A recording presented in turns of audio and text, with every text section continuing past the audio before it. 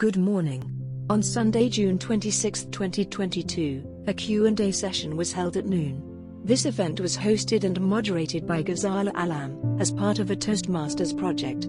Ghazala had published a podcast on the topic of anger earlier this month. Her guest was Dr. Abdul Kassi. 19 ladies attended this event.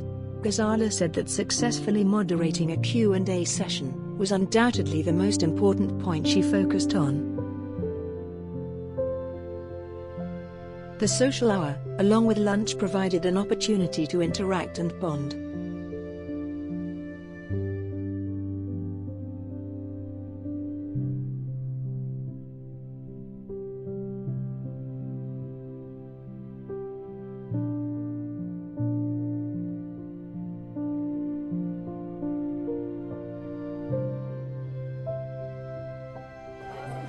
Here we are having an actual conversation, instead of texting or chatting on WhatsApp.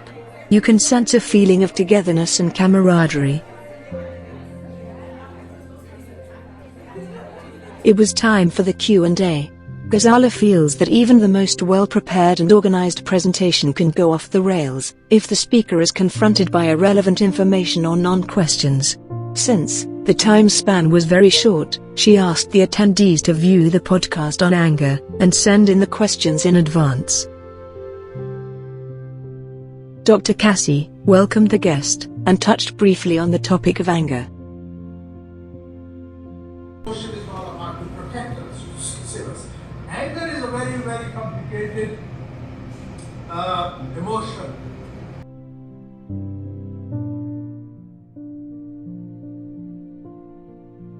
Questions. Believe me, your questions are very intellectual, very profound, and I have learned a lot from your questions. Because I'm not an anger guru or an emotion guru, but that's the way life is. I have always tried to better myself. I was an angry person. I have my own emotions, like everybody else. The Q&A sessions gave the attendees the opportunity to find out more about the topic of anger and interact with Dr. Kassi, who joined us on Zoom. Okay, so the question is, what is the best way of getting your point across when something really triggers you, when you repeatedly deal with the same issue and there is no resolution?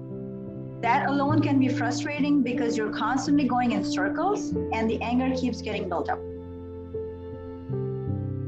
Assalamualaikum. So my name is Tanya, and my question is, when are emotions a problem, and how do you know that these emotions are becoming a problem? When do you know that? Also, how would you know if your anger is out of proportion to the offense? So, Dr. Kassi, I had followed your podcast in which you said, the more you sob and the more acute the sorrow becomes, giving way to grief increases the grief. I was a little surprised because I thought crying out or giving vent to your feelings kind of eases them. I used to see that as a solution.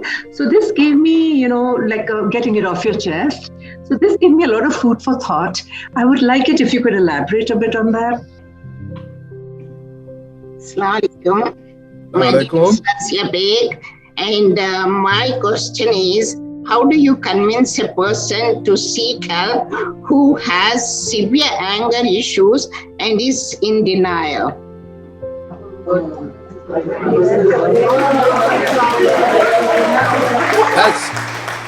That's an excellent question. And my answer to that is, denial is the obstruction to the... Assalamu alaikum. Wonderful, and thank you so much for helping us out. Actually, I have a comment instead of a question. I went through a very deep pain and grief, and I think the anger was byproduct of the grief, and it was also byproduct of gratitude, not feeling appreciated. So all your answers so far has just and reconfirmed what I believe, that different people go through grief differently, and some people take a little longer than the other. need with a person who has anger issues, to be empathetic towards them and to feel and to let them know you appreciate, you understand their frustration or whatever they're angry at, and it's okay. And if you just be empathetic, I think the grief subsides and that subsides the anger too, because I have gone through all these steps myself personally. So I really appreciate, and I say thank you very much for your answers. You're just reconfirming what I already went through, and everything that you have said is spot on. Thank you so much. Thank you very much. You're welcome.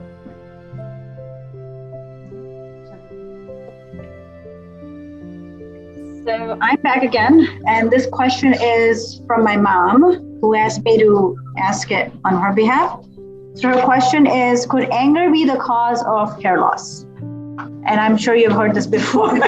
So we're really hoping for a perfect answer.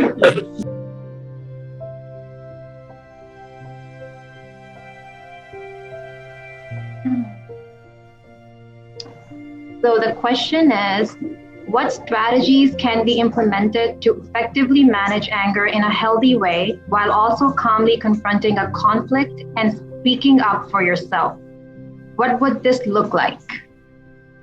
My question is, how do we respond to an angry person and what techniques do we take to overcome the anger? Dr. Kassi, I'm asking you a question on behalf of a friend called Razia Khan. She wants to know, how should a person or a family manage a person who's fighting anger, which is more behavioral and destructive, both emotionally and physically, to himself and to the people around him or her? How can a family together help such a person? And that brought us to the end of the Q&A. मैं आप लोगों से इतना माजरत ख्वाह हूँ कि मैं हर सवाल का जवाब मुख्तसर दे रहा हूँ। अगर आप लोगों को अभी तो नहीं, 2-3-4 दिन में मैं इसको लिख कर फिर जो है इसके जवाबात आपको जो है सही मानों में भेज देता हूँ, और आप सबको इसकी कॉपी मिलेगी, तो उसके बाद आप देख लें कि इसमें क्या है क्या नहीं है, और उसके बाद अगर आप लोगों को कुछ सवालात होंगे तो फिर वो भी पूछ लीजिएगा, और हमारे जो आने वाले जो पॉडकास्ट है वो ज़रूर देखिएगा।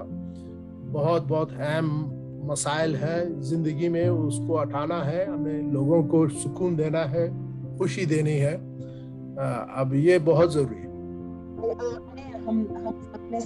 I'm grateful to all of you being here and I appreciate your questions. As I'm grateful to you all. आप लोगों की बहुत बहुत मेहरबानी, आपका शुक्रगुजार हूँ कि आप सब आए, यहाँ पे बात सुनी है, और उम्मीद है कि इन बातों से आप लोगों को कुछ सुकून मिला हो और कुछ मसाइल हल करने का रास्ता भी नजर आया हो।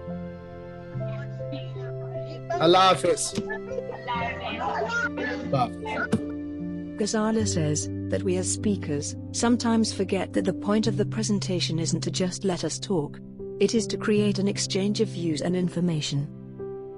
Q&A sessions transform the presentation from an empty exercise in lecturing to a real and fruitful learning experience. Today Dr. Kassi, our guest, provided detailed and thought-provoking answers. On behalf of all of us, thank you Dr. Kassi.